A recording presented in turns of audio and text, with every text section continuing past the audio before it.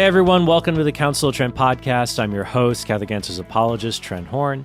And it's May, which means that teacher contracts are usually up for renewal at Catholic schools, which means you often hear news stories about teachers at Catholic schools being fired, quote unquote, for being gay.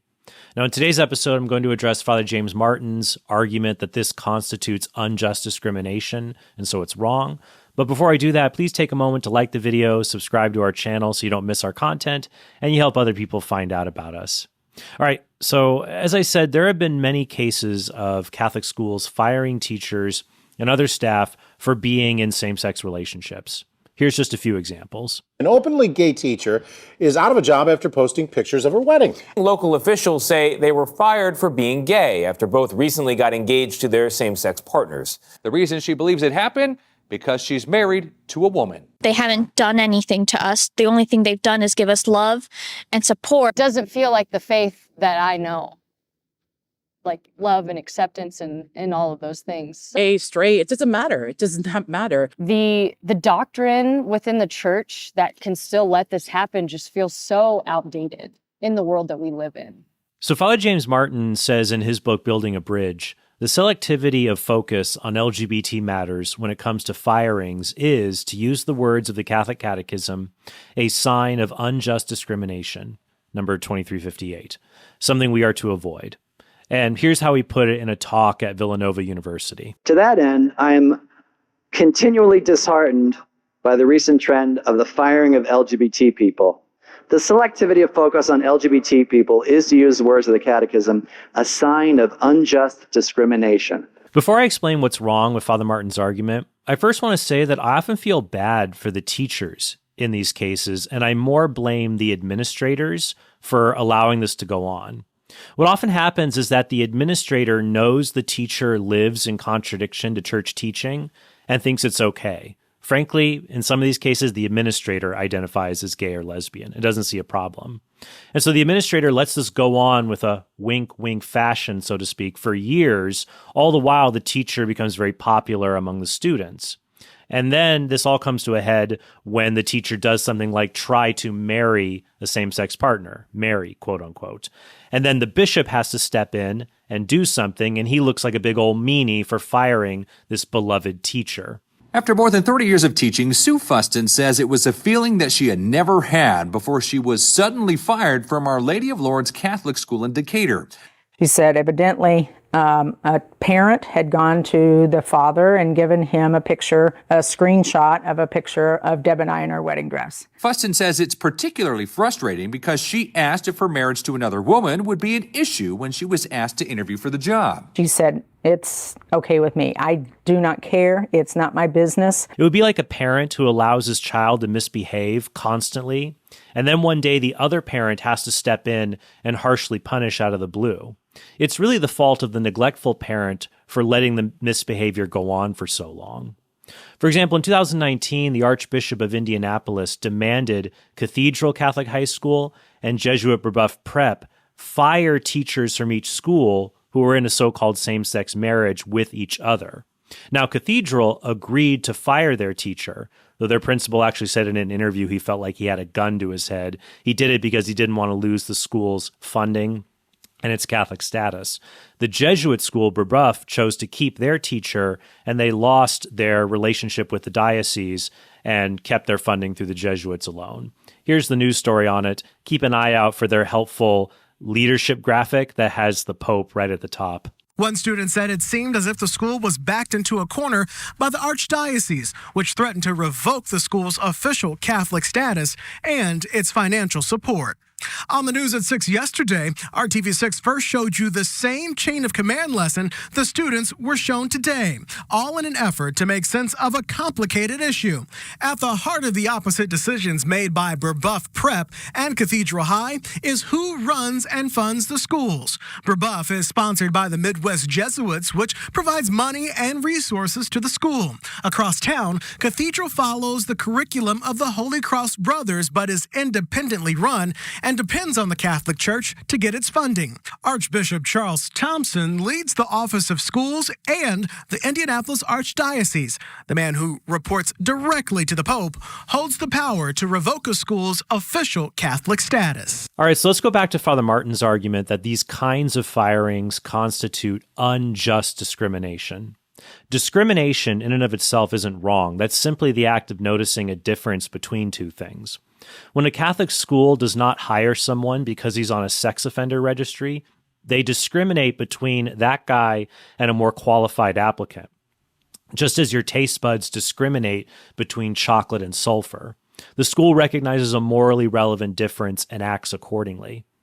Unjust discrimination, on the other hand, happens when people are treated differently because of something that is morally irrelevant. Past criminal behavior is morally relevant when it comes to teaching in a school. Skin color isn't. That's why refusing to hire a sex offender is an act of just discrimination, and refusing to hire a black teacher is an act of unjust discrimination. Now, how does this relate to teachers who identify as LGBT? Sexual behavior is morally relevant to your ability to teach in a Catholic school. It should influence hiring and firing decisions. But notice I said sexual behavior as opposed to sexual orientation. To give you an example to see what I mean, consider the case of foreign language teacher Michael Griffin. He was fired in 2013 from a Catholic school in Pennsylvania. Griffin said in an email to the administrators that he was going to be late to school because he was on his way to file for a license to quote-unquote marry his boyfriend. The Huffington Post said, Mr. Griffin was fired essentially for being gay, and lists the story under the topic, fired for being gay. But Griffin was not fired for being gay. It'd be one thing if a school fired a teacher because he attended a Catholic support group for people with same-sex attraction, but who pledged to uphold the church's teachings on chastity. That could be a case of firing someone merely for being gay, and you could legitimately ask if that's a prudent thing to do. But in Griffin's case, he was fired not because of a private orientation or disposition, but because he chose to publicly violate church teaching by trying to marry another man. Now, some people claim Catholic schools can't fire teachers who identify as LGBT because this violates federal civil rights acts that prevent discrimination based on gender, sexual orientation, or marital status. Now, it's true that employers usually can't base their hiring and firing decisions on the fact that an employee belongs to a protected class. Like, for example, you can't fire someone just because they're a woman or refuse to hire them because they're a woman. But there is an exception to the rule called the Ministerial Exception. The First Amendment prevents the government from prohibiting the free exercise of religion. And one of those exercises is a religion's ability to choose its own ministers. That's why radical feminists, who belong to the protected class of women, can't sue the Catholic Church for the right to have the job of being a priest. The ministerial exception doesn't only apply to ordained clergy either. It applies to religions with teaching ministers like pastors or rabbis. In 2012, the U.S. Supreme Court unanimously decided in Hosanna Tabor Evangelical Lutheran Church and School versus the Equal Employment Opportunity Commission that the ministerial exception applied to teachers in religious schools, even if they teach a non-religious subject like math. Several dioceses have required Catholic school teachers to sign contracts that they are ministers of the gospel, because they're role models. They often share their personal views with students on non-academic subjects. And in 2020, the Supreme Court reaffirmed that decision in Our Lady of Guadalupe School versus Mercy Beru.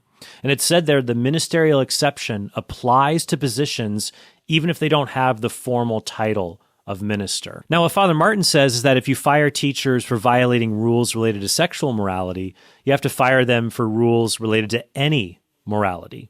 He says in Building a Bridge, to be consistent, shouldn't we fire people for not helping the poor, for not being forgiving, or for not being loving, for being cruel?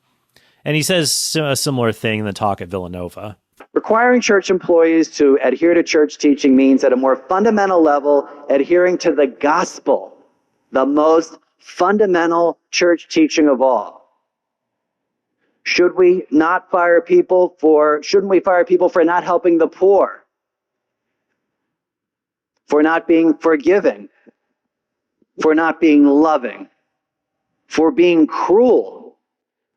Surely you know people, you've run into people who have worked in parish settings or church settings who are just mean, right? Now, I made this comment and someone online said, well, that's not public scandal. LGBT marriage is a public scandal. It's not something public. And I want to say, have you ever worked in any sort of professional setting? Being cruel is a very public thing. And I'm glad you're laughing, because it is silly. Because we selectively focus on one group and one practice. Yes, we should fire teachers who are cruel. A teacher who verbally, physically, emotionally, or in any other way abuses his students should be terminated immediately. Same with a teacher who unlovingly allows his classrooms to be a free-for-all. But not every moral failing demands termination. Instead, we need to follow this principle. Does the behavior hinder the person's ability to carry out his job? And in order to answer that question, we need to answer this question. What is the job of a Catholic school teacher or faculty member? It's not to merely teach a subject at a Catholic school. Some people think religious instruction is only the responsibility of the theology department. But every employee of a Catholic school has a responsibility to strengthen the faith of Catholic students and evangelize non-Catholic students. The National Directory for Catechesis, which is published by the USCCB, says the following. All teachers in Catholic schools share in the catechetical ministry. All members of the faculty, at least by their example, are an integral part of the process of religious education. Teachers' lifestyle and character are as important as their professional credentials. Even those who teach non-religious subjects share in the mission of catechesis through the example of their personal conduct. They talk about news and current events before class starts. They form friendships with students. The students look up to them and they take note of the teacher's personal life. The students see them as role models. That's why if these teachers are bad Catholic role models for students, they need to be let go. A teacher who didn't donate money to the poor last year can still carry out the job of educating students. A teacher who advocates for social Darwinism in the classroom or online and wants the poor to die off, well, that teacher causes scandal. He can't carry out his job of teaching students. Father Martin gives other examples where he says the church is being selective in who it chooses to fire and who it doesn't. If adherence to church teaching is going to be a litmus test for employment in a Catholic institution, then we should be consistent. Do we fire people who are divorced and remarried without an annulment? Do we fire women who bear children out of wedlock or fathers who bear children out of wedlock?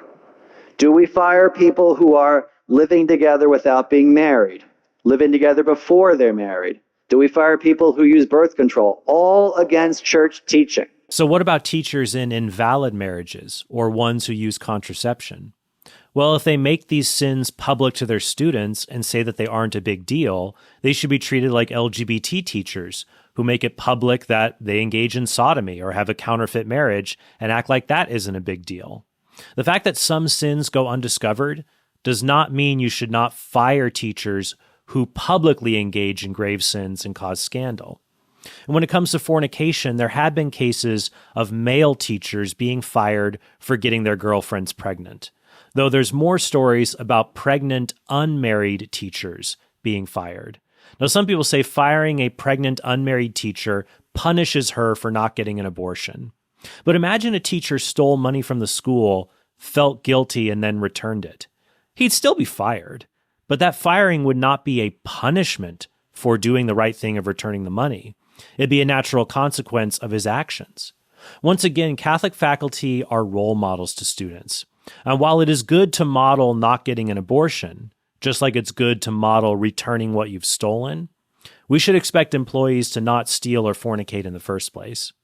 During his 2004 visit to the United States, Pope John Paul II said this, "It is of utmost importance, therefore, that the Church's institutions be genuinely Catholic, Catholic in their self-understanding, and Catholic in their identity.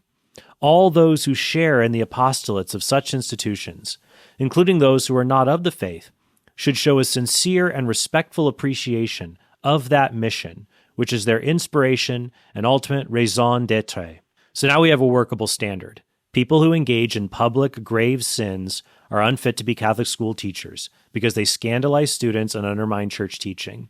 Even if you just publicly advocate for a grave evil, you should be shown the door. As was the case in Maryland, where a teacher was fired for writing posts at a white supremacist website. Tonight we're hearing from a former local teacher and coach and how his students discovered he's a member of a white nationalist group. The All-Girls Academy of the Holy Cross in Kensington, Maryland, fired him. I'm upset because I didn't know that he had like this double life going on, but it's also shocking because I wouldn't think that like in this type of in this century that there's people still like that out there. Or a teacher in South Carolina who was fired for supporting abortion on social media. Principal at Bishop England gave her a termination letter where they said they knew Cox had a Facebook account that publicly supported abortion. They were firing her because she publicly supported abortion and went against teachings of the Roman Catholic Church. Can you imagine Father Martin offering his typical logic in these cases? If you fire someone for being racist, you have to fire every teacher who's unloving. That's discrimination. You can't believe it because while Father Martin believes racism is wicked, he doesn't believe sodomy is wicked. In fact, Father Martin, if you're watching, I have a message. If you're willing to publicly say, God has told us that sexual behavior between two men or two women is wicked and gravely depraved, I'll donate $1,000 to the charity of your choice. We'll see if he does it. In any case, if distorting the value of the human person through racism is enough to make one unfit to teach in a Catholic school, then why wouldn't distorting our sexuality also make someone unfit to teach in a Catholic school? Father Martin's favorite example of Catholic school employees who we don't usually expect to live under church teachings are non-Catholics. In Building a Bridge, he asks if Catholic organizations should fire Protestants or Jews or atheists who work for them.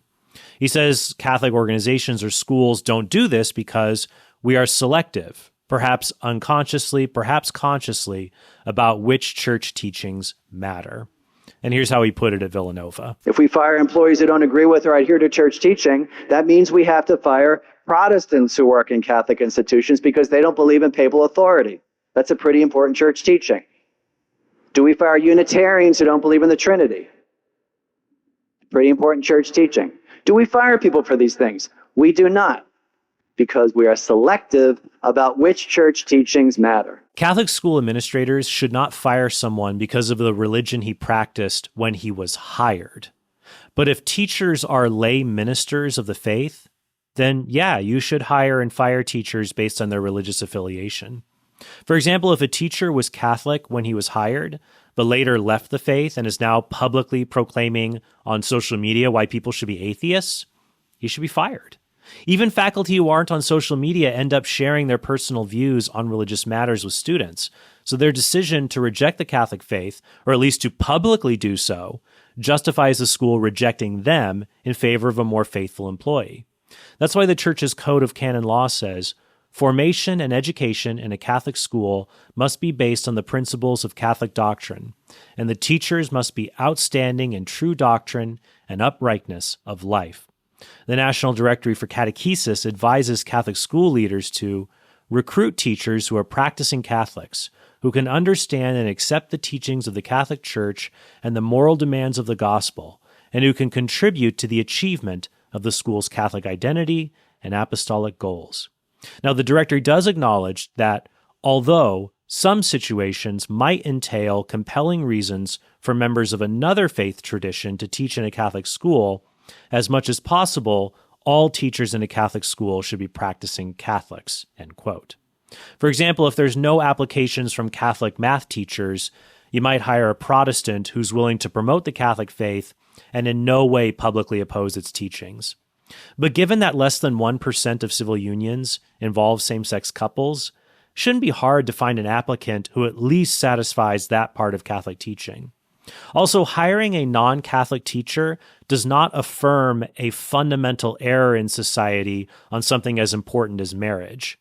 Hiring a teacher in a so-called same-sex marriage is not like hiring a Presbyterian. It's like hiring a polygamist.